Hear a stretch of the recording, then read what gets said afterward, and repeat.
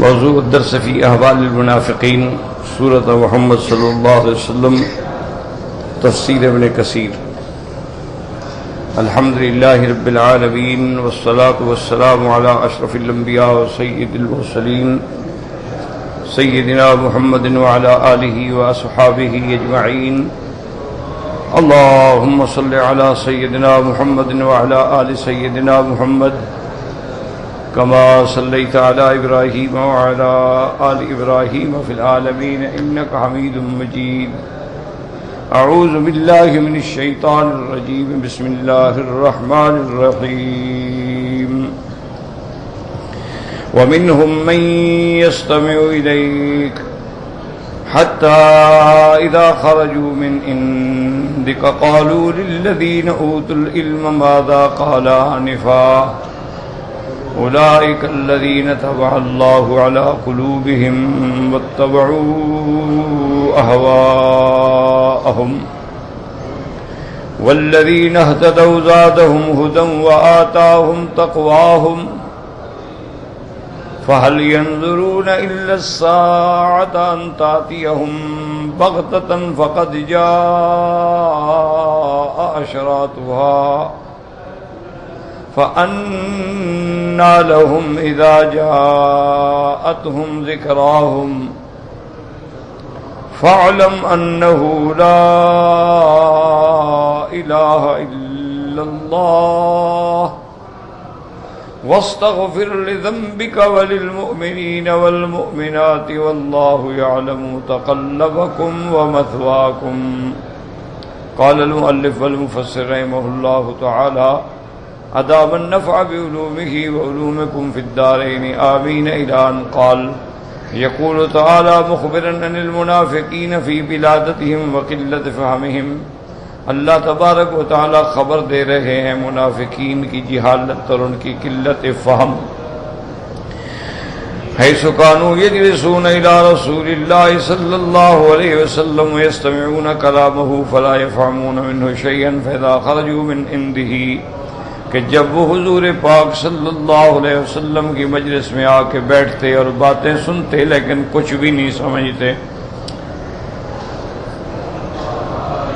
فَإِذَا خَرَجُوا مِنْ عِنْدِهِ، جب آپ کی مجلس سے باہر جاتے، قَالُوا لِلَّذِينَ أُوتُوا الْعِلْمَ مِنَ الصَّحَابَةِ رضوان اللہ علیہم، تو وہ جا کے جو صحابہ میں علم والے ہیں، شان والے ہیں، ان سے پوچھتے کہ ماذا قال آنفا، پیغمبر علیہ الصلوۃ والسلام نے ابھی کیا بات کی تھی، ہمیں تو سمجھ نہیں آئی، آپ ہمیں بتائیں۔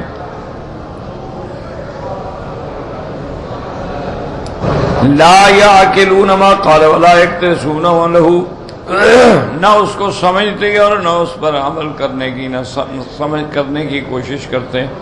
قال اللہ تبارک و تعالی اولئک الذین طبع اللہ علی قلوبہم واتبعوا اہواءہم، اے فلا فہم صحیح ولا قصد صحیح، یہ وہ لوگ ہیں جن کے دلوں پہ اللہ نے مہریں کر دی ہیں اور یہ اپنے خواہشات کے پجاری ہیں، اپنے خواہشات کے پیچھے چلنے والے ہیں، نہ تو ان کی فہم صحیح ہے اور نہ ان کا رستہ صحیح ہے، عقل بھی غلط ہے اور رستہ بھی غلط ہے۔ ثم قال عز وجل، اس کے بعد اللہ تبارک و تعالی فرماتے ہیں، یاد رکھیں کہ منافقین کا جو ابھی آپ پڑھ رہے ہیں، بعض منافقین تو استہزاء کرتے تھے، یعنی حضور صلی اللہ علیہ وسلم کی خدمت میں آ کے بیٹھتے تو جب علیحدہ ہوتے کہتے کہ ہم تو استہزاء کر رہے تھے، اور بعض ایسے تھے قلیل الفہم کہ وہ بات سمجھتے ہی نہیں تھے، ان کے بارے میں اللہ نے یہاں ذکر کیا۔ والذین اہتدوا زادہم ہدی وآتاہم تقواہم، ای والذین قصدوا الہدایۃ وفقہم اللہ تبارک و تعالی وفقهم اللہ تبارک و تعالی لها فہداہم الیہا وثبتہم علیہا وزادہم منہا، اور جو لوگ ہدایت کا ارادہ کرتے ہیں، ہدایت حاصل کرنا چاہتے ہیں، اللہ تبارک و تعالی ان کو ہدایت بھی دیتے ہیں، ہدایت پہ جمع بھی دیتے ہیں اور اپنی طرف سے اور بھی ان کو زیادہ دیتے ہیں، کیونکہ اصول ہے کہ جب تک مریض خود علاج کرانا ہی نہ چاہے تو فائدہ کیا ہوگا، تو آدمی کے لیے کوشش ہے، باقی شفا اللہ کے ہاتھ میں ہوتی۔ تو اصل یہی ہے کہ جب آدمی ہدایت ڈھونڈتا ہے، ہدایت چاہتا ہے، ہدایت طلب کرتا ہے تو پھر اللہ بھی اس کے لیے راستے کھول دیتے ہیں۔ اللہ تبارک و تعالیٰ اس کو ہدایت بھی عطا فرماتے ہیں اور ہدایت پہ قائم بھی رکھتے ہیں۔ وَآتَاهُمْ تَقْوَاهُمْ كَمَا أَلْهَمَهُمْ رُشْدَهُمْ کہ پھر اللہ ان کو الہام کر دیتے ہیں، ان کے دلوں میں ڈال دیتے ہیں کہ تمہارا سیدھا راستہ اور تمہارا صحیح طریقہ جو ہے وہ یہ ہے۔ وَقَوْلُهُ تَبَارَكَ وَتَعَالَى فَلْيَنظُرُوا إِلَّا السَّاعَةَ أَن تَأْتِيَهُمْ بَغْتَةً وَهُمْ غَافِلُونَ عَنْهَا، اب یہ کیا انتظار کر رہے ہیں کہ قیامت آئے اچانک اور یہ غافل ہوں گے جب قیامت آئے گی۔ فَقَدْ جَاءَ أَشْرَاطُهَا اے امارات اقترابها، حالانکہ ان کی نشانیاں قیامت کے قرب کی آ چکی ہیں اور علامات الصغریٰ گزر چکی ہیں اور باقی علامات کبریٰ رہ گئی ہیں۔ كقوله تبارک و تعالی هذا نذیر من النذر الاولى ازفت الازفہ، یہ بھی ڈرانے والا ہے جیسے پہلے ڈرانے والے گزرے ہیں۔ آ گئی، قریب ہو گئی، قریب ہونے والی۔ کیوں؟ یاد رکھو کہ قیامت کیوں قریب ہے کہ قیامت آ رہی ہے اور دنیا جا رہی ہے، یعنی الدنیا مدبرۃ والآخرۃ مقبلۃ، تو یہ قاعدہ ہوتا ہے کہ آنے والی چیز قریب ہوتی ہے، جانے والی دور ہوتی ہے۔ جو آ رہا ہے نا 2 دن بعد، 10 دن بعد، 8 دن بعد پہنچ جائے گا، لیکن جو جا رہا ہے وہ دور ہو رہا ہے، تو اس لیے قیامت جو ہے وہ بالکل قریب ہے، اس کی نشانیاں بھی آ چکی ہیں۔ وَقَقَوْلِهِ جَلَّتْ عَظْمَتُهُ اقْتَرَبَتِ السَّاعَةُ وَانشَقَّ الْقَمَرُ، قیامت قریب آ گئی اور چاند 2 ٹکڑے ہو گیا۔ وَقَوْلُهُ سُبْحَانَهُ وَتَبَارَكَ وَتَعَالَىٰ أَتَىٰ أَمْرُ اللَّهِ، اللہ کا حکم آ گیا، فَلَا تَسْتَعْجِلُوا، جلدی نہ کرو، اللہ کا حکم جو ہے وہ قیامت ہر حال میں ہوگی۔ وَقَوْلُهُ عَزَّ وَجَلَّ وَعَلَا اقْتَرَبَ لِلنَّاسِ حِسَابُهُمْ وَهُمْ فِي غَفْلَةٍ مُعْرِضُونَ۔ فبعثت رسول اللہ صلی اللہ علیہ وسلم من اشراط الساعة لأنه خاتم الرسل الذي أكمل الله تعالى به الدين وأقام به الحجة على العالمين۔ اللہ فرماتے ہیں حساب کا دن قریب ہو گیا لیکن یہ غفلت میں پڑے ہیں، اس سے منہ پھیر رہے ہیں۔ حالانکہ غور کریں تو میرے مدنی پاک کی بعثت، حضور پاک صلی اللہ علیہ وسلم کا آنا جو ہے یہ سب سے بڑی دلیل ہے قیامت کی، کیونکہ لأنہ خاتم الرسل، آپ تمام انبیاء کے خاتم ہیں۔ الذی اکمل اللہ تعالی بہ الدین، اور اللہ تبارک و تعالی نے آپ پر دین بھی مکمل کر دیا اور نعمتیں بھی تمام فرما دی اور پوری دنیا پہ حجت قائم ہو گئی۔ اس لیے حضور صلی اللہ علیہ وسلم فرماتے ہیں بعثت انا والساعۃ کہاتین، کہ میں اور قیامت ایسے ہیں جیسے دونوں انگلیاں ملی ہوئی۔ وقد اخبر بامارات الساعۃ واشراطها وابان عن ذلك واوضحه بما لم يؤته نبي قبله كما هو مبسوط في موضعه، اور حضور پاک صلی اللہ علیہ وسلم نے نشانیاں قیامت کی بتا دیں، بیان کر دیں، واضح کر دیں، کھول کے بیان کر دیں۔ آپ سے پہلے اتنی وضاحت کسی پیغمبر نے نہیں فرمائی۔ وقال الحسن البصری رحمہ اللہ تعالی بعثت محمد صلی اللہ علیہ وسلم من اشراط الساعة وهو كما قال ولهذا جاء في اسمائه صلی اللہ علیہ وسلم انه نبی التوبة نبی الملحمة والحاشر الذي يحشر الناس على قدميه والعاقب الذي ليس بعده نبی۔ حضرت حسن بصری رحمۃ اللہ علیہ فرماتے ہیں کہ حضور پاک کی بعثت جو ہے یہ علامات قیامت میں سے ہے، جیسے کہ آپ کے اسماء مبارکہ جو ہیں ان میں نبی التوبہ بھی آیا ہے، نبی الملحمہ بھی آیا ہے، اور آپ کا نام حاشر بھی آیا ہے۔ الذی یحشر الناس علی قدمہ، کہ سارے مخلوق جب کھڑی ہوگی تو گویا آپ کے قدموں پہ کھڑی ہوگی۔ والعاقب، آپ کا نام عاقب بھی آیا ہے جس کا معنی ہے الذی لیس بعدہ نبی، جیسے کہ ایک حدیث مبارک میں آتا ہے میرے آقا نے فرمایا انا احمد و انا محمد صلی اللہ علیہ وسلم و انا الماہی، آپ نے فرمایا کہ احمد بھی میرا نام ہے، محمد بھی میرا نام ہے، اور ماہی بھی میرا نام ہے، الذی یمحو اللہ بہ الکفر، جس کے ساتھ اللہ کفر کو مٹائیں گے۔ اور فرمایا وَأَنَا الْحَاشِرُ، اور حاشر بھی میرا نام ہے کہ اب قیامت جو ہے وہ کھڑی ہوگی میرے بعد۔ فرمایا وَأَنَا الْعَاقِبُ، اور عاقب بھی میرا نام ہے کہ لیس بعدی نبی، کہ میرے بعد کوئی نبی نہیں۔ آپ پہ اللہ نے نبوت ختم فرما دی، وہ انبیاء کی نبوت کی جو عمارت تھی اس میں آخری اینٹ لگا کے عمارت کو مکمل فرما دیا۔ اس لیے حضور نے فرمایا انا خاتم النبیین لا نبی بعدی، میں آخری نبی ہوں اور میرے بعد کوئی نبی نہیں۔ اس لیے علماء نے فرمایا کہ لا نبی بعدہ ولا رسول بعد رسالتہ ولا کتاب بعد کتابہ ولا شریعت بعد شریعتہ ولا معصوم بعدہ، کہ اللہ کے پیغمبر کے بعد کوئی نبی نہیں، کوئی کتاب نہیں، کوئی شریعت نہیں، اور آپ کے بعد کوئی معصوم نہیں ہے۔ تو جب اللہ نے یہ سلسلہ ختم کر دیا تو معلوم ہوا کہ اب دنیا کا سلسلہ بھی ختم ہو رہا، کیونکہ جب تک دنیا کا سلسلہ تھا تو نبی کے بعد نبی، نبی کے بعد نبی آتے رہے۔ اب اللہ نے آخری پیغمبر بھیج کے اشارہ فرما دیا کہ دنیا کے ختم ہونے کا وقت آ چکا ہے۔ وقال البخاری رحمہ اللہ تعالی حدثنا احمد بن المقدام قال حدثنا فضیل بن سلیمان قال حدثنا ابو رجاء قال حدثنا سهل بن سعد رضی اللہ تعالی عنہ قال رأيت رسول الله صلى الله عليه وسلم قال بإصبعيه هكذا بالوسطى والتي تليها وإست أنا والساعة كهاتين۔ سہل بن سعد رضی اللہ تعالیٰ عنہ فرماتے ہیں کہ میں نے دیکھا کہ رسول اللہ صلی اللہ علیہ وسلم نے اپنی انگلی ملائی ہے اور ملانے کے بعد سمجھایا کہ وہ است انا والساعة كهاتين، جیسے ان میں کوئی فاصلہ نہیں ہے، اب میرے بعد قیامت کے آنے میں بھی کوئی فاصلہ نہیں ہے اور کوئی پیغمبر نہیں آئے گا، لیس بعدہ نبی۔ ثم قال تعالی فأنى لهم اذا جاءتهم ذکراهم وكيف للكافر الذكر اذا جاءتهم القيامة حيث لا ينفعهم ذلك۔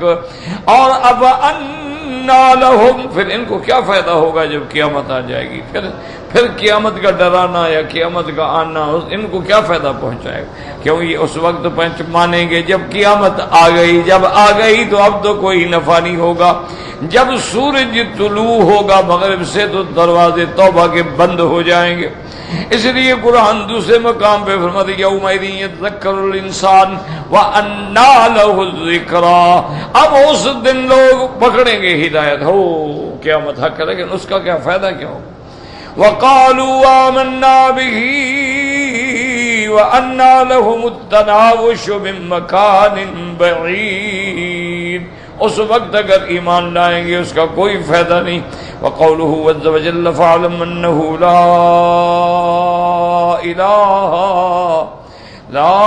اله الا الله، هذا اخبار بانه لا اله الا الله ولا يتأتى كونه آمرا بعلم ذلك، ولهذا أتم عليه قوله عز وجل واستغفر لذنبك وللمؤمنين والمؤمنات۔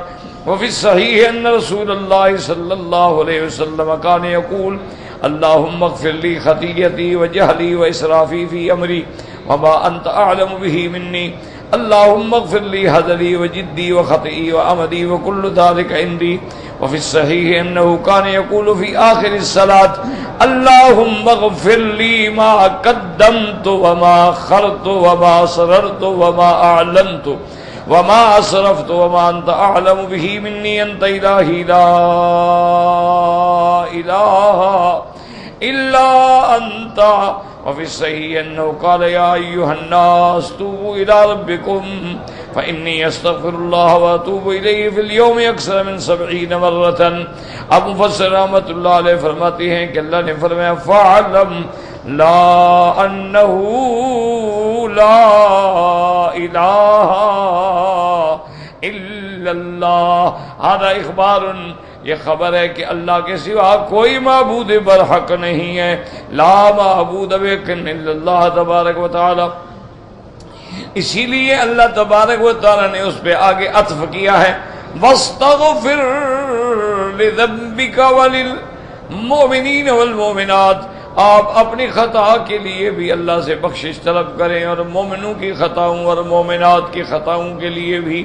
وفی صحیح احادیث میں آتا ہے کہ میرے مدنی محبوب رحمت دو عالم صلی اللہ علیہ وسلم یہ دعا مانگتے تھے کہ اللہم اغفر لی خطیئتی، یا اللہ میرے خطایا معاف فرما دے، وجہلی اور میرا نہ جاننا معاف فرما دے، واسرافی فی امری اور معاملات میں امور کے اندر تجاوز معاف فرما دے، وما انت اعلم بہ منی اور آپ جانتے ہیں جو مجھ سے خطا ہوئی ہے، اللہم اغفر لی حضری وجدی وخطئی، یا اللہ جو مجھ سے اتفاق سے خطا ہوئی ہے یا جان کے خطا ہوئی ہے یا عمدن خطا ہوئی ہے، اور ہر قسم کی خطائیں ہمارے پاس ہیں، معافی عطا فرما دے۔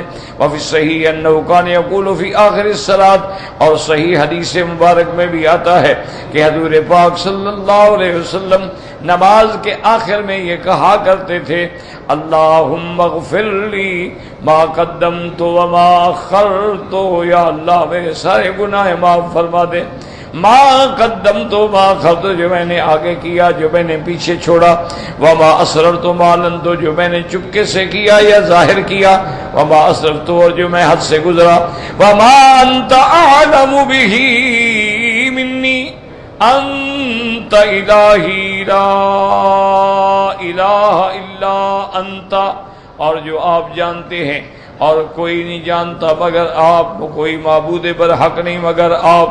اسی طرح صحیح حدیث مبارک میں آتا ہے کہ میرے مدنی رحمت دو جہاں فرماتے تھے یا ایھا الناس توبوا الی ربکم، اے لوگو اپنے رب کی طرف لوٹو، فإنی استغفر اللہ واتوب الیہ، میں استغفار کرتا ہوں اسی کی طرف رجوع کرتا ہوں، ایک دن کے اندر 70 دفعہ سے بھی زیادہ استغفار کرتا ہوں۔ وقال الامام احمد حدثنا محمد بن جعفر قال حدثنا شعبہ بن عاصم الاحول قال سمعت عبد اللہ بن سرخس قال اتيت رسول الله صلى الله عليه وسلم فاكلت معه من طعامه، وہ کہتے ہیں میں حضور پاک کی خدمت میں آیا اور میں نے سرکار دو عالم صلی اللہ علیہ وسلم کے ساتھ بیٹھ کے کھانا کھایا آپ کے طعام میں سے، فقلت غفر اللہ لك یا رسول اللہ، فقال ولك، میں نے کہا بھی میرے اللہ تبارک و تعالیٰ آپ سے درگزر فرمائیں، معاف فرمائیں، انہوں نے کہا آپ کو بھی معاف فرمائیں، فقلت استغفر لك، فقال رسول اللہ سمعا ولکم، وقرأ واستغفر لذنبك وللمؤمنین والمؤمنات، ثم نظرت الى بعض كتف الايمن وكتف الايسر، شعبہ الذي شك فاذا هو كهيئة الجمع عليه الثآلیل، اور اس کے بعد کہتا ہے کہ میں نے دائیں کندھے کے نیچے یا بائیں کندھے کے نیچے یہ شک ہے کہ میں نے دیکھا تھا کہ جیسے کوئی چیز علامت کے طور پہ ابھری ہوئی ہے جس کو ختم نبوت کی مہر بھی کہا جاتا ہے۔ ورواه مسلم والترمذی والنسائی بن جریر وابن ابی حاتم من طرق ناس بن احول به الذي رواه ابو يعلى حدثنا محمد بن عون قال حدثنا عثمان بن مطر قال حدثنا عبد الغفور نبی نصر نبی رجاء نبی بکر صدیق رضی اللہ تعالی عنہ رسول اللہ صلی اللہ علیہ وسلم انه قال علیکم بلا الہ الا اللہ والاستغفار، فلما رأيت ذلك أهلكتم فأكثروا منه النبي قال إنما أهلكت الناس بالذنوب وأهلكوني بلا إله إلا الله والاستغفار، فلما رأيت ذلك أهلكتهم بالأهواء وهم يحسبون أنهم مهتدون۔ اب مفسر رحمت اللہ علیہ فرماتی ہیں کہ ایک حدیث پاک میں آتا ہے، حضرت ابی بکر صدیق رضی اللہ تعالیٰ عنہ روایت فرماتے ہیں ان رسول اللہ صلی اللہ علیہ وسلم حضور پاک سے انہو قال، میرے آقا نے فرمایا علیکم بلا الہ الا اللہ والاستغفار، یہ کلمہ لا الہ الا اللہ کی کثرت کیا کرو اور استغفار کی کثرت کیا کرو۔ فَأَكْثِرُوا مِنْهُمَا ان دونوں کی کثرت کرو. فَإِنَّ إِبْلِيسَ قال ابلیس کہتا ہے انما ہلکت الناس بالذنوب کہ میں نے لوگوں کو گناہ کرا کے ہلاک کر دیا لیکن انہوں نے بھی کلمے کا ورد کر کے استغفار کر کے مجھے برباد کر ڈالا ہے. جب میں نے دیکھا تو اب میں نے یہ کیا کہ اہلکتہم بالہوا کہ میں نے ان کو خواہشات کے پیچھے ڈال دیا ہے, میں نے ان کو اہوا کے تابع کر دیا ہے. وَهُمْ يَحْسَبُونَ أَنَّهُمْ مُهْتَدُونَ وہ گمان کرتے ہیں کہ ہم سیدھے راستے پہ چل رہے ہیں. تو اب یاد رکھیں کہ آپ کے اس سبق میں اللہ اکبر الحمدللہ تقریباً باقی آیات کے بارے میں نے اپنی کم علمی کے مطابق عرض کر دیا تھا. اب اس میں 2 آیتیں جو ہیں ان کی تشریح باقی رہ گئی تھی. ایک تو اللہ نے حکم دیا کہ فَاعْلَمْ أَنَّهُ لَا إِلَٰهَ إِلَّا اللَّهُ. تو یاد رکھیں اس کا مطلب کیا ہے کہ کلمہ صرف جاننا نہیں, پڑھنا نہیں, بلکہ اس کے مقتضا مفہوم کو سمجھنا بھی ضروری ہے. صرف زبان سے لا الہ الا اللہ کا پتہ ہی نہیں کہ کیا معنی ہے, تو بغیر جانے بوجھے بغیر سمجھے اس کے پڑھنے کا فائدہ ہی کوئی. یہی وجہ ہے کہ علماء نے لکھا ہے کہ مکے کے مشرک جو تھے نا جی, ابو جہل اور اس کی پارٹی جو تھی, بہرحال کچھ ہو, عربی تو تھے, عرب تھے اور لغت عرب کے آشنا تھے. وہ کلمہ اس لیے بھی نہیں پڑھتے تھے بدبخت کہ ان کو پتہ تھا کہ کلمے کا مقصد اور مفہوم کیا ہے. اگر ہم نے پڑھ لیا تو پھر اس پہ اس کا مقتضا کیا ہے. ویسے تو بہرحال ایک بیچارہ جاہل ہے, کچھ نہیں جانتا, وہ بھی لا الہ الا اللہ محمد الرسول اللہ پڑھے, انشاءاللہ قبول ہے, لیکن ضروری یہ ہے کہ جانے, یعنی صرف پڑھنا ضروری نہیں بلکہ جاننا بھی ضروری. اور جاننے کا مطلب یہ ہے کہ آدمی یہ سمجھ لے کہ لا الہ الا اللہ. یاد رکھو اللہ کے تو کئی نام ہیں, اللہ کے تو کئی نام ہیں, 99 تو صحیح حدیث میں ہیں. بعض علماء نے 1000, بعض علماء نے 3000, بعض علماء نے اس سے بھی زیادہ اللہ کے اسماء کا ذکر کیا ہے اور باقاعدہ کتابیں لکھی ہیں. جیسے کہ حافظ ابن کثیر رحمۃ اللہ علیہ جس کی کتاب آپ پڑھ رہے ہیں, ان کی بڑی ایک مشہور کتاب ہے الاسناء فی اسماء اللہ الحسنی, مستقل کتاب ہے. لیکن روایات صحیح جو ہیں, احادیث صحیحہ میں 99 نام کا ذکر آیا. اس کا معنی یہ نہیں ہوتا ہے, یاد رکھو, یہ بھی لوگوں کو بڑا دھوکہ لگ جاتا ہے, یہی مشکل ہوتی ہے نا. کہتے ہیں اللہ پاک حدیث پہ عمل کرنے کی توفیق دے, حدیث سمجھنے کی بھی توفیق دے نا. ورنہ کوئی دنیا میں کلمہ پڑھنے والا قرآن یا حدیث کا منکر ہو سکتا ہے؟ کوئی عقل کی بات بھی ہے کہ حدیث کو نہ مانے؟ یہ کوئی عقل ہے مسلمان کلمہ بھی پڑھتا ہے اور حدیث کو نہیں مانتا ہے. یہ تو بس بغض ہے, اناد ہے, ایک دوسرے کے خلاف بلا وجہ سر پھٹول ہے. ورنہ مسلمان ہے تو لازم بات ہے اس کا قرآن پر بھی ایمان ہے, حضور کے فرمان پر بھی ایمان ہے.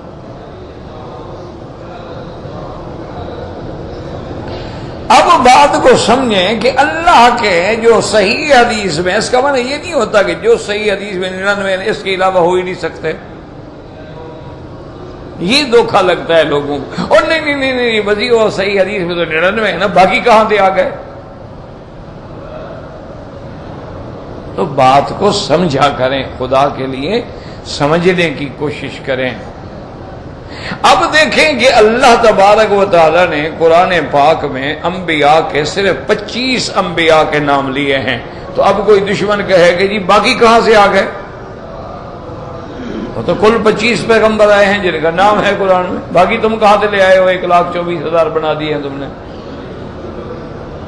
تو وہ تو قرآن میں نہیں ہے. تو یہ جہالت ہو. تو اصل بات کیا تھی کہ اللہ نے بتلا دیا تھا کہ میرے محبوب بعض پیغمبر ہیں جن کا ذکر ہم نے کر دیا ہے، وَمِنْهُمْ مَن لَّمْ نَقْصُصْ عَلَيْكَ، اور بعض ایسے بھی ہیں جن کا ہم نے آپ پر ذکر ہی نہیں کیا، لیکن وہ پیغمبر ہیں. اسی طرح اللہ کے جو اسماء ہیں، اللہ نے فرمایا للہ اللہ الاسماء الحسنى، اللہ کے بڑے پاکیزہ نام ہیں. تو یہاں بھی کوئی تعداد نہیں ہے. اب اگر ہمیں حدیث مبارک میں 99 ملے ہیں تو بعض علماء نے جب تتبع کیا تو دوسری احادیث میں بھی انہیں ملے، انہوں نے 1000 اسماء کا ذکر کیا.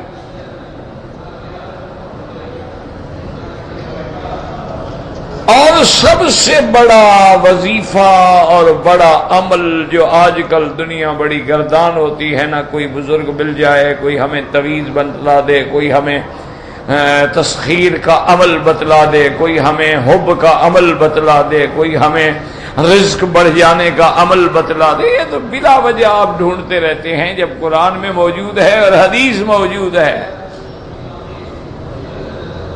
اللہ نے خود حکم دیا ہے کہ میرے اسماء ہیں اور مجھے میرے اسماء کے ساتھ پکارو، مجھ سے مانگو. تو اس لیے علماء کرام نے یہ لکھا ہے کہ اللہ کے اسماء کے ساتھ اللہ کو جیسے جیسے تمہیں مشکل پیش آئے وہی اسم پکارو. مثلا کمزور ہو گئے تو یا قوی یا متین. اسی طریقے سے آدمی کو میاں بیوی کے اندر ذرا اختلافات ہیں تو یا لطیف ہو یا ودود. اسی طرح آدمی کے رزق میں کمی ہے تو یا باسط ہو یا وہاب. اسی طرح آدمی پر دشمن حملہ آور ہونا چاہتا ہے تو یا جبار ہو یا قہار. تو معنی یہ ہے کہ وہ اسماء جن کی اس میں مناسبت ہو اسی نام کے ساتھ کثرت کرو گے تو کام ہو جائے گا. کیوں؟ اللہ کا حکم موجود ہے اور آپ اللہ کو اس کے اسماء کے ساتھ پکار رہے ہیں. یہ تو پہلے دور میں ہوتا تھا نا جی کہ بزرگ جو تھے ان کا اللہ پہ اتنا اعتقاد ہوتا تھا، اتنا یقین ہوتا تھا کہ وہ جو بھی کہہ دیتے تھے اللہ پوری کر دیتا تھا. حضرت مرزا مظہر جان جانا رحمت اللہ علیہ کے پاس لوگ آتے کہ حضرت طویل لکھ دو، آپ فرماتے بھئی میں تو نہیں جانتا. کیوں؟ بعض علماء قرآنی آیات ہوں یا حدیث ہو تو اس کا لکھنا جائز سمجھتے ہیں، اور جو شرکیہ کلام ہے اس کا لکھنا شرک سمجھتے ہیں. کہ جیسے ہندوؤں کے منتر ہوتے ہیں یا ایسی کلام ہے کہ ہمیں پتہ نہیں لگتا، یا ایسے ہند سے لکھے ہوئے پتہ نہیں لگتا کہ اس سے کیا مراد ہے.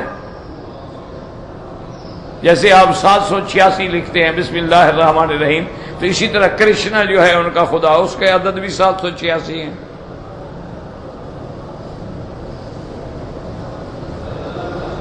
تو اس لیے اس کا پتہ نہیں ہوتا، اس سے بزرگ بنا فرماتے.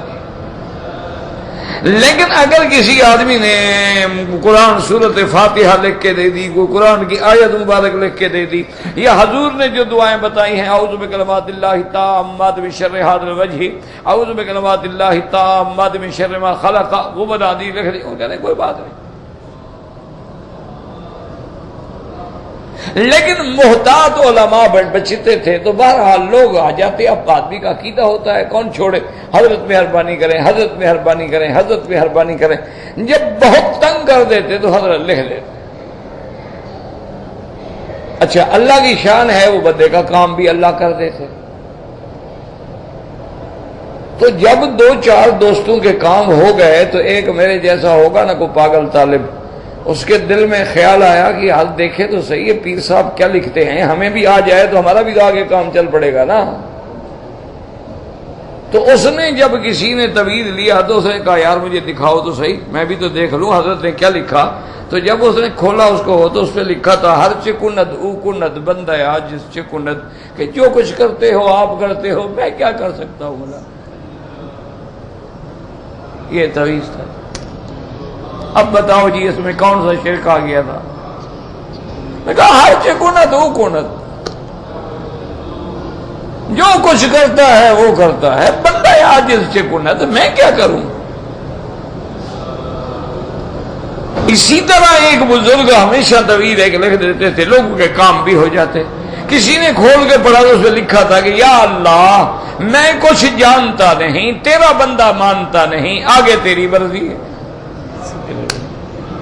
اب یہ کون سا طویل ہے جی کہ یا اللہ میں کچھ جانتا ہی نہیں اور تیرا بندہ مانتا نہیں. وہ کہتے نہیں حضرت طویل لکھ دو، نہیں حضرت طویل لکھ دو، تو آگے تیری مرضی ہے، جو چاہو کرو.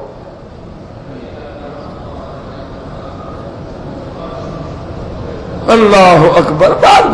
وجہ پتہ کیا ہوتی ہے؟ وجہ یہ ہوتی ہے کہ وہ پاک لوگ ہوتے ہیں، اللہ کے اولیاء ہوتے ہیں، عقل حلال ہوتا ہے، صدق مقال ہوتا ہے. بس بندے کی زبان سے جو بات نکل گئی اللہ نے سچا کر دیا. اصل تو اس کہنے والے کی اس لسان میں، اس زبان میں، اس بات میں برکت ہوتی ہے. ہم جناب لکھ کے دیتے مجالہ کسی کا کام ہو، انشاءاللہ ہوتا ہوا ہی بگڑ جائے گا. ہاں آپ بھی تجربہ کر کے دیکھ لو کیا ہوتا ہے. وہ ایک آدمی آیا حضرت خواجہ غلام فرید رحمت اللہ علیہ کے پاس، اس نے کہا حضرت میں نے بڑی پیسے بھرے ہیں اور نیلی کے علاقے سے ایک بھینس لے کے آیا ہوں، بڑی خوبصورت بھینس ہے، پتہ نہیں نظر لگ گئی کیا ہو گیا، وہ ملتی نہیں، یعنی دودھ نہیں دیتی، قریب جاتے ہیں مارتی ہے. مہربانی کریں طویل لکھ دیں. نے فرمایا فقیرہ دعا کروں گا اللہ رحمت کرے گا. انہوں نے کہا نہیں صحیح مہربانی کرو نا، بس طویل دو ہر حال میں. حضرت نے کاغذ منگایا لکھ کے دے دیا، کہا جاؤ بھائی گلے میں ڈال دینا بھینس کے.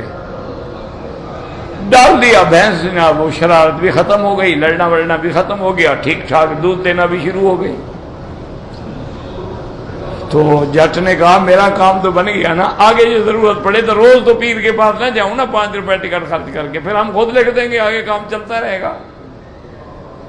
اس کو کھولا تو اس میں لکھا تھا سرائیکی زبان میں، لوگ ملنے کی تو سکھتے و دن تو ملتی نہیں، یعنی لوگ ملنے کے لیے ترس رہے ہیں تو ملتی نہیں ہو.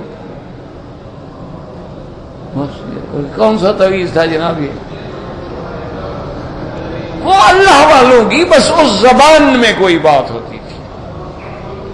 اسی لیے صحیح حدیث میں آتا ہے کہ رب اشعث اغبر، حضور نے فرمایا بعض بندہ ایسا ہوتا ہے کپڑے الجھے ہوئے ہیں، بال کھلے ہوئے ہیں، مٹی پڑی ہوئی ہے، جس کی طرف کوئی دیکھنا بھی نہیں چاہتا، جس سے کوئی بات کرنا بھی نہیں چاہتا، لیکن اس بندے کا اللہ کے ہاں ایسا مقام ہوتا ہے کہ لو اقسم علی اللہ لابرہ، اگر وہ کوئی قسم کھا بیٹھے اللہ کہتا ہے میرے بندے کو سچا کرو. ایسے بھی تو لوگ ہوتے ہیں دیکھنے میں آپ کو نظر ہے پاگل ہے وہ یار، دیکھو بال کھلے ہوئے ہیں، کپڑے میلے کچیلے ہیں، بدبوئیں آ رہی ہیں، اور لیکن اس کا اپنے مالک کے ساتھ ایک مقام ہے. وہ کہتا ہے لو اقسم علی اللہ لابرہ.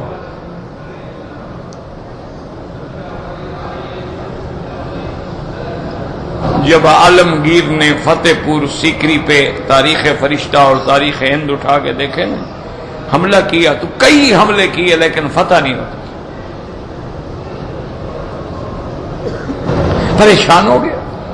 بادشاہ بھی تھا اور بڑا عالم بھی تھا نا، یہ جس نے فتح و عالمگیری مرتب کرایا ہے. بادشاہ بھی تھا، اس میں اور غلطیاں بھی تھیں، اپنے باپ کو بھی قید کر ڈالا، لیکن علم دوست بھی تھا، علم پرور بھی تھا. اس نے امت کے لیے اتنا بڑا کام کیا ہے کہ آج تک یعنی ضابطہ اسلامی اتنا منظم مرتب مکمل اور کسی کتاب میں نہیں ہے.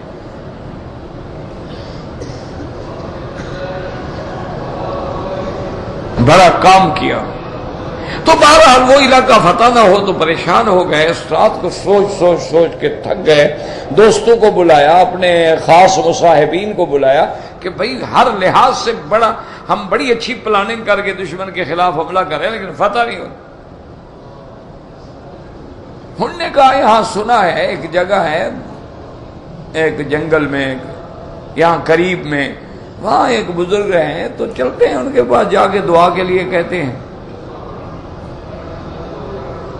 وہ جناب اپنا دیکھا، اس نے کہا کہ اس حال میں میرا نکلنا جو ہے، بہرحال اس نے لباس عام پہن لیا، ایک دو ساتھی عام لے لیے، ڈھونڈتے ڈھونڈتے پہنچ گئے تو ایک فقیر اللہ والا مصلی بچھا کے ایک جھوپڑی میں بیٹھے ذکر اللہ کر رہے ہیں، بیٹھے رہے، ذرا فارغ ہوئے، سلام کیا، ملے، میں کیسے آئے؟ اس نے کہا جی میں عالمگیر ہوں۔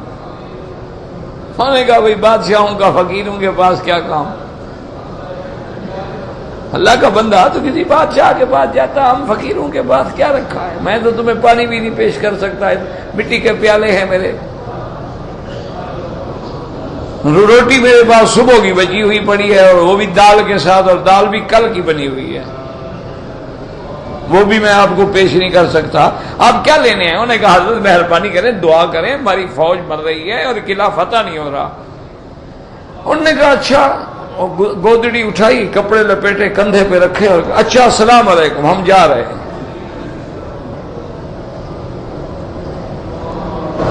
بادشاہ حیران پریشان کہ بھئی آئے تھے دعا کرانے کے لیے، بزرگ اور ناراض بھی ہو گئے، کندھے پہ سامان رکھا، کہنے لگے بادشاہ سلامت، السلام علیکم، ہم جا رہے ہیں۔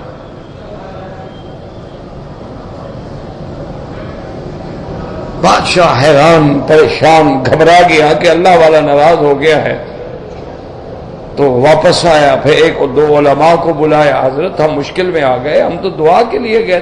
انہوں نے کہا عالمگیر تیرا کام ہو گیا۔ انہوں نے کہا کیا مطلب؟ انہوں نے کہا اب تم حملہ کرو، حملہ کیا، فتح ہو گیا۔ اب اس نے علماء کو بتایا بھی کیسے میرا کام ہو گیا؟ انہوں نے کہا فقیر نے جو سامان اٹھایا تھا، انہوں نے کہا میری وجہ سے تمہارے حملے کامیاب نہیں ہو رہے، اللہ میری لاج رکھ لیتا ہے، اس علاقے کو بچایا ہوا ہے،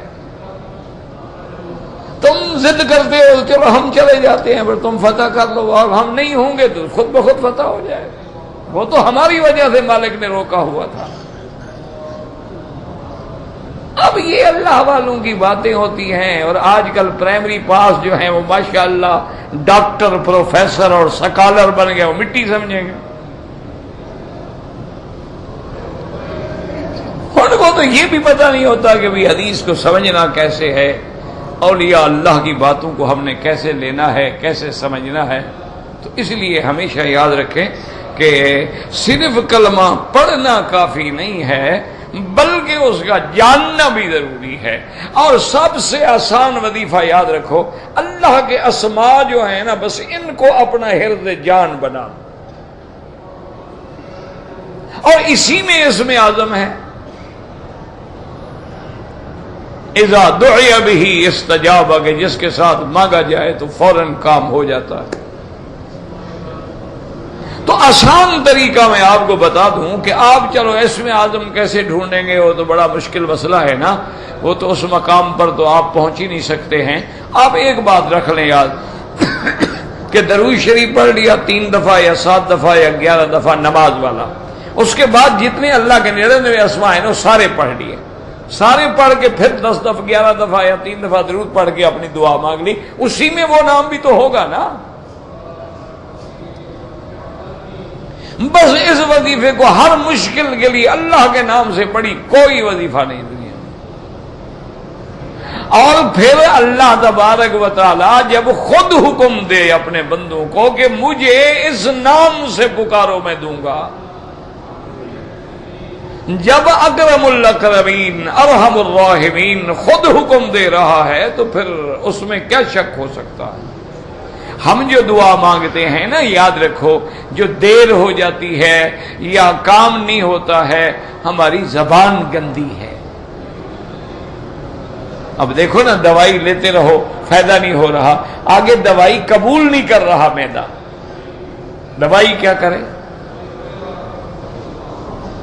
ہماری چونکہ زبان گندی ہے، عقل حلال نہیں ہے، صدق مقال نہیں ہے، ہماری زبان سے سارا دن گندگی نکلتی رہتی ہے، گالیاں دے رہے ہیں، فحش کلامی کر رہے ہیں، بکواس کر رہے ہیں، اور اسی کی زبان سے جناب پھر کلمہ شریف بھی پڑھ رہے ہیں اور دعائیں بھی مانگ رہے ہیں، تو پھر فرق تو پڑے گا نا۔ تو اب یہ دیکھیں کہ اللہ نے آخر کیوں یہ فرمایا، یعنی اور کوئی نام نہیں آیا کہ لا جبار الا اللہ، لا قہار الا اللہ، لا مالک الا اللہ، اور بھی تو نام تھے نا، کہ لا الہ الا اللہ۔ تو مین بات سمجھنے والی یہ ہے کہ کوئی معبود برحق نہیں مگر اللہ۔ جب معبود اللہ ہے تو جمیع انواع عبادات کا حقدار بھی صرف اللہ ہے۔ بس جب یہ سمجھ آ گیا، دین سمجھ آ گیا۔ سارا راز تو اسی کلمے میں کھڑا ہے، اسی میں تو راز ہے نا۔ اسی لیے اللہ والے بھی کہتے ہیں کہ جو کچھ ہمیں ملا اسی کلمے سے ملا ہے، اسی لیے ان کے ہاں ذکر ہوتے ہیں، اسی کلمہ پاک کا ورد ہوتا ہے، کلمہ پاک کے ذکر ہوتے ہیں، اور کلمہ پاک پڑھانے کی مشقیں کرائی جاتی ہیں، سمجھایا جاتا ہے، بنایا جاتا ہے، بتلایا جاتا ہے کیسے پڑھنا ہے، کس انداز سے پڑھنا ہے۔ کیونکہ جب آدمی جانتا ہوگا نا جی، اب دیکھیں نا، مثلا ایک آدمی جانتا ہے بھئی اس کا یہ جو اسپرنگ ہے نا یہ کیسے ٹھیک ہوگا، وہ تو کر لے گا، اگر نہ جانتا ہو تو انشاءاللہ توڑ دے گا، بنا تو نہیں سکتا۔ اسی لیے اہل اللہ جو ہیں وہ اس ذکر کو جانتے ہیں، مانتے بھی ہیں، جانتے بھی ہیں، اور اس کے برکات و ثمرات کو سمجھتے بھی ہیں، اور وہ جانتے ہیں کہ کہاں چوٹ لگے گی۔ اب دیکھو نا جی، تالا ہے، تالا ہے، چابی گم ہو گئی، تالا کھلتا نہیں، ہم جناب اتنے پتھر لے لے کے مار مار مار مار کے ستیہ ناش کر دیتے ہیں، وہ ٹیڑھا تو ہو جاتا ہے، کھلتا نہیں، لیکن ماشاءاللہ جو تالا توڑنے والے ماہرین ہوتے ہیں نا ماشاءاللہ، وہ آگے ایسی جگہ توڑ مر گا وہ فوراً کھل گیا، کیوں؟ اس نے چوٹ صحیح جگہ لگائی ہے۔ ہم مار تو رہے تھے لیکن چوٹ غلط جگہ لگا رہے۔ بس اللہ والے جب ہمیں کلمہ پڑھاتے ہیں تو وہ صحیح چوٹ لگاتے ہیں کہ اس کا دل کے اندر سارا غبار، سارا شرک، غیر اللہ کی آلائشیں ساری نکل جائیں، دھل جائیں، اور صرف اللہ کی توحید کا یہ علم بردار بن جائے۔ تو اس لیے حکم ہے کہ فَاعْلَمْ أَنَّهُ لَا إِلَٰهَ إِلَّا اللَّهُ۔ اچھا آگے کیا ہے؟ وَاسْتَغْفِرْ، استغفار۔ ادھر ہے لا الہ الا اللہ، ادھر ہے استغفار۔ کیا معنی ہوا بھائی؟ جب ہم نے کلمہ پڑھ لیا، مسلمان ہو گئے، گناہ معاف ہو گئے، آگے استغفار کا حکم ہے۔ اس میں اللہ نے حکم دیا اپنے بندوں کو۔ علماء کہتے ہیں اشارہ کیا کہ کلمہ بھی اس وقت اثر کرے گا جب تیرا دل، تیرا بدن، تیرا اندر باہر گناہوں سے پاک ہوگا۔ اگر وہ اندر تمہارے گندگی بھری ہوئی ہے، دیکھو نا جی، آدمی ہے، اللہ معاف فرمائے، اس کو گندگی لگی ہوئی ہے، لاکھ اس کے اوپر عطر چھڑکتے رہو، وہ کیا کرے گا عطر؟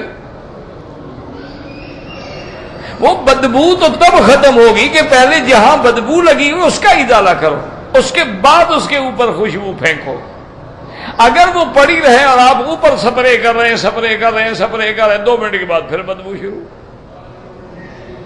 تو ہمارے دلوں کو پاک کرنے کا طریقہ کیا ہے؟ اس لیے وہ دعا بھی حضور کی نقل کر دی کہ اللہم اغفر لی بما قدمت وما اخرت وما اسررت وما اعلمت وما انت اعلم به منی، دعا بھی نکل کر دی۔ تو اس کا حل کیا ہے کہ دل کو مانج دو، اور دلوں کے مانجنے کے لیے صابن کون سا ہے، کلوریکس کون سا ہے؟ استغفار۔ استغفار کرو گے تو دلوں کی صفائی ہوگی، اور جب گناہوں کی صفائی ہو جائے گی، گناہ ہٹ جائیں گے، دل سیکل ہو جائے گا۔ اب شیشہ دیکھیں، قیمتی بلجیم کا شیشہ آپ نے گھر میں لگایا ہے، لیکن اوپر مٹی کی تہ بیٹھ گئی ہے، آپ کو کچھ نظر نہیں آتا۔ آپ حمام میں جا کے غسل کرتے ہیں، کتنا خوبصورت شیشے لگے ہوئے ہیں، لیکن گرم پانی سے آپ نے غسل کیا اور اس کی جو آب تھی وہ شیشے پر اثر کر گئی، اب آپ کو نظر کچھ نہیں آتا۔ صاف کرو، ٹھیک ٹھاک نظر آ رہا ہے۔ تو کلمہ ہے، افضل الذکر لا الہ الا اللہ۔ اور دعا کریں کہ جب ہماری بھی آخری گھڑی آئے تو زبان پہ جاری ہو جائے لا الہ الا اللہ، لا الہ الا اللہ، اللہم اجعل آخر کلامنا لا الہ الا اللہ محمد رسول اللہ، اللہ فرج عنا کل کرب۔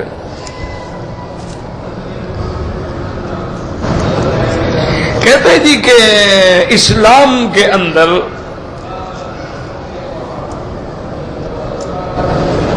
اولاد کے لیے آدمی جائیداد بنائے، زمینیں خریدے، جائز ہے، بالکل جائز۔ میرے آقا نے حکم دیا ہے حدیث مبارک میں کہ ان تترک عائلتک اغنیا، اپنے اہل و عیال کو غنی چھوڑو، اس حال میں نہ چھوڑو کہ لوگوں سے مانگتے پھریں۔ تو آپ بالکل بنائیں، کوئی مسئلہ نہیں۔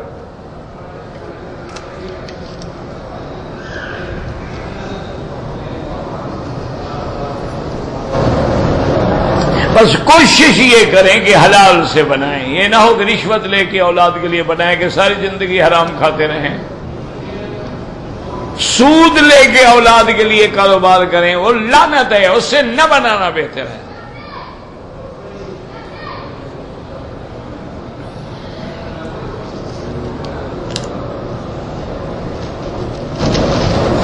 کہتے جی کہ بعض لوگ جو ہیں کافروں کے ملکوں میں، یورپ میں ادھر ادھر جاتے ہیں، بالکل جانا جائز نہیں۔ جہاں ہمیں یعنی ایک ہے مجبوری کہ ہم پڑھنے کے لیے جا رہے ہیں، ٹھیک ہے، 2 سال 3 سال 4 سال ہم بزنس کے ٹور پہ جا رہے ہیں، لیکن مستقل بغیر کسی سبب کے کفر کے ملکوں میں رہنا جو ہے وہ جائز نہیں ہے۔ آج میرے ان بھائیوں سے پوچھو جو یورپ میں ہیں، جو ان ملکوں میں ہیں، آج ان سے پوچھو کہ ان کی آنے والی جنریشن کا کیا حال ہے۔ یعنی وہ خود جو ہے بیچارے وہ تو دین پہ ہیں، لیکن آنے والی نسل جو ہے ختم۔ اچھا، بعض لوگوں نے کوشش بھی کی ہے، مسجدیں ہیں، مدرسے ہیں، دین ہے، قرآن ہے، وہ بھی جو موجودہ نسل ہے اس کو، لیکن اس کے آنے والی نسل کا کیا ہوگا؟ فی امان اللہ۔ کتنے مسلمان ہیں نمازی ہیں، پابند صوم و صلاۃ ہیں، گھر بیٹھے ہیں، شام کو لڑکی جو ہے وہ فرینڈ لا رہی ہے اپنے ساتھ، یہ کون ہے؟ ڈیڈی میرا فرینڈ ہے۔ نہیں کہہ سکتے کیوں لائی ہو، چپ ہے۔ ساتھ کے کمرے میں ماں باپ بیٹھے ہیں اور دوسرے کمرے کے اندر جناب دوستوں کے ساتھ وہ ڈسکو ناچ ہو رہے ہیں، ہلا گلا ہو رہا ہے، شراب پی جا رہی ہے اور جو کچھ مرضی ہے اور آپ نہیں روک سکتے۔ پھر یہ ہوگا، نتیجہ تو یہی ہوگا۔ اچھا، بعض اوقات ایسے حالات بھی ہو جاتے ہیں، ایسی جگہ موت ہوتی ہے، مسلمان ہوتے نہیں، دفن کر دیں اور جنازے پڑھنے والا بھی کوئی نہیں ہوتا۔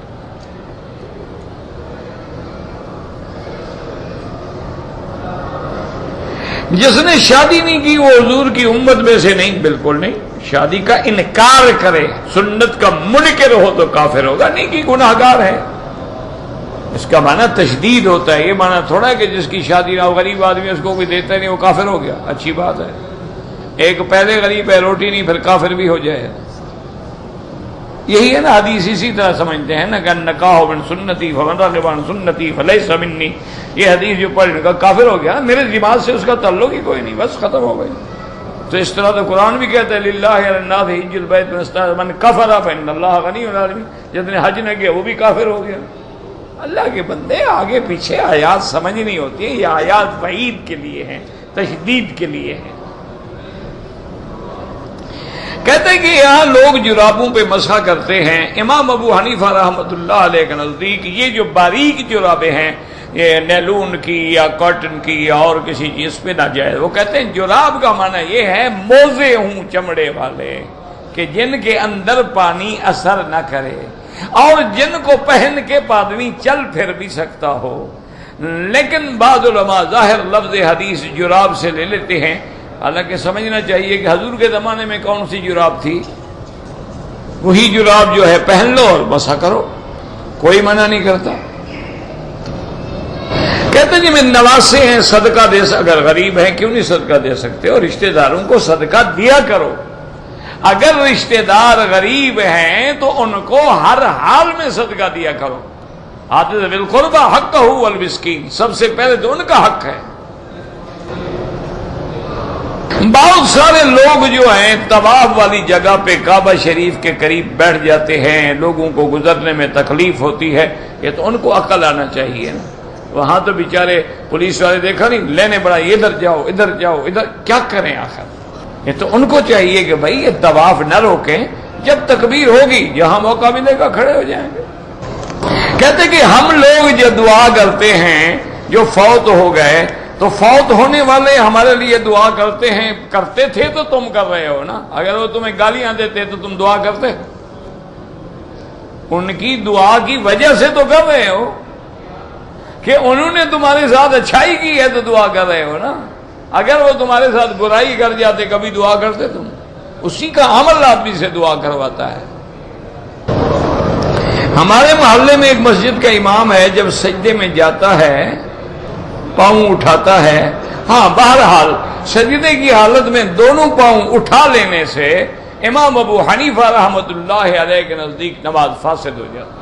وہ کہتے ہیں کہ حدیث میں ہے کہ یسجد علی سبعۃ اعضاء، حضور نے فرمایا کہ آدمی 7 چیزوں پہ سجدہ کرتا ہے، 2 ہاتھ رکھتا ہے، 2 گھٹنے ہیں، 2 پاؤں کے انگلیاں ہیں اور چہرہ ہے۔ تو جب تک ان میں سے کسی کو بھی اٹھا لے گا تو نماز نہیں ہوگی۔ کہتے جی کہ داڑھی کا خط بنوانا بالکل ٹھیک ہے، یہ بھی حکم ہے کہ داڑھی کو سنوارو بناؤ، یہ حضور نے حکم دیا کہ داڑھی رکھتے ہو تو اس کی خدمت کرو، داڑھی کو بناؤ، داڑھی کو سنوارو۔ اور اسی طرح حدیث میں آتا ہے کہ حضور کی داڑھی مبارک چاند کے ہالے کی طرح تھی، تو معنی یہ ہے کہ آپ بھی اس کو نیچے سے ٹھیک فرماتے ہوں گے، ورنہ تو سیدھی چلی جاتی نا، لیکن اس کا گول ہونا جو ہے یہ دلیل تو ہے نا۔ بہرحال باقی ائمہ اور اجماع امت اور صحابہ کا بھی یہ عمل ہے، داڑھی پوری رکھیں، اس کی خدمت کریں، اس کو بنائیں، اس کو سنواریں۔ اگر آدمی خط بناتا ہے بالکل کوئی مسئلہ نہیں انشاءاللہ۔ اور بعض ظاہر حدیث پہ عمل کرتے ہیں کہ بس داڑھی بڑھاؤ، بس وہ کہتے ہیں جہاں بھی یہ سب داڑھی، آج کہتے ہیں داڑھی تو لحیہ کا نام ہے نا، یہاں تو داڑھی نہیں ہوتی۔ اللہم صلی علی سیدنا محمد وعلی آل سیدنا محمد وبارک وسلم۔ یا اللہ یا رحمان یا رحیم یا حی یا قیوم یا ذی الجلال والاکرام، یا الہنا الہ کل شیء، الہا واحدا لا الہ الا انت، اللہم انت المیسر لکل اسیر وانت علی کل شیء قدیر۔ اللہ یسر امورنا وامور اولادنا واخواننا وبناتنا وامور من اوصانا واستوصانا وامور المسلمین۔ اللہم استرنا بسترک الجمیل، اللہم استرنا بسترک الجمیل، اللہم استرنا بسترک الجمیل۔ اللہم اجعل لنا وللمسلمین من کل ہم فرجا ومن کل ضیق مخرجا ومن کل بلاء عافیہ۔ صلی اللہ تعالی علی خیر خلقہ سیدنا محمد وعلی آلہ وصحبہ اجمعین۔